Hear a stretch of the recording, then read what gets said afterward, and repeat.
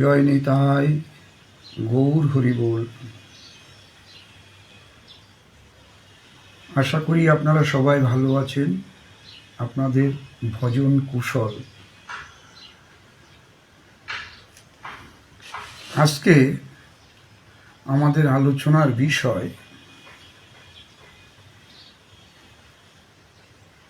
গুরুদেবের আশ্রয় গ্রহণের প্রয়োজনীয়তা, অর্থাৎ আমরা কেন গুরুদেবের আশ্রয় গ্রহণ করব। এ বিষয়ে আমরা সবাই জানি ভগবান শ্রীকৃষ্ণ স্বয়ং গুরুদেব আশ্রয় গ্রহণ করেছিলেন। আমাদের মহাপ্রভু গুরুদেবের আশ্রয় গ্রহণ করেছিলেন। নিত্যানন্দ প্রভু গুরুদেবের আশ্রয় গ্রহণ করেছিলেন। এভাবে অদ্বৈত প্রভু, শ্রীবাস পণ্ডিত, গদাধর, মহাপ্রভু যত পার্শ্বদ ছিলেন তারা সবাই কিন্তু গুরুদেবের আশ্রয় গ্রহণ করেছিলেন। এ বিষয়ে শাস্ত্র আমাদেরকে কি বলছেন আমরা সেখান থেকে একটু জেনে নেব। জয় নিতাই।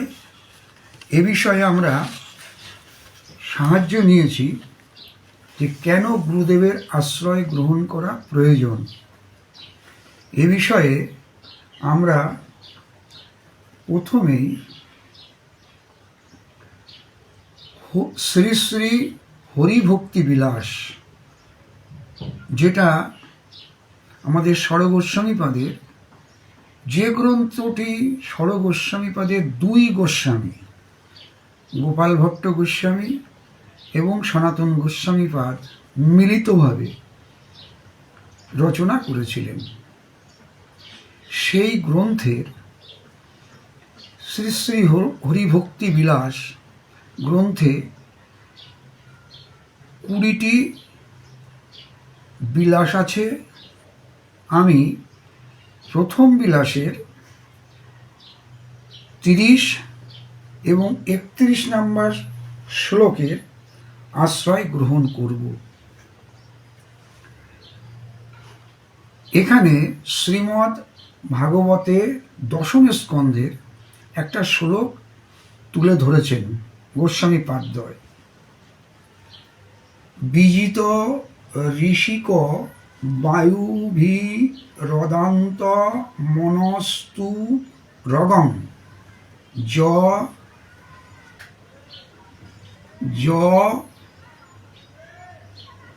ইহ যতন্তি জন্তুমতি লোলমু পায় খিদ ব্যাসন শতান্বিতা সমবহায় গুরুশ্চরণং বণিজ ইবাজ সন্তকৃত কর্ণধরা জলধৌ। মানে কি? ভাগবত মহাপুরাণ তার 10ম স্কন্ধে বেদস্তুতিতে লিখিত আছে, হে অজ, যাহারা ইহলোকে শ্রীগুরুর চরণ পরিহারপূর্বক ইন্দ্রিয়গ্রাম ও প্রাণসমূহকে বশীভূত করিয়া অদমিত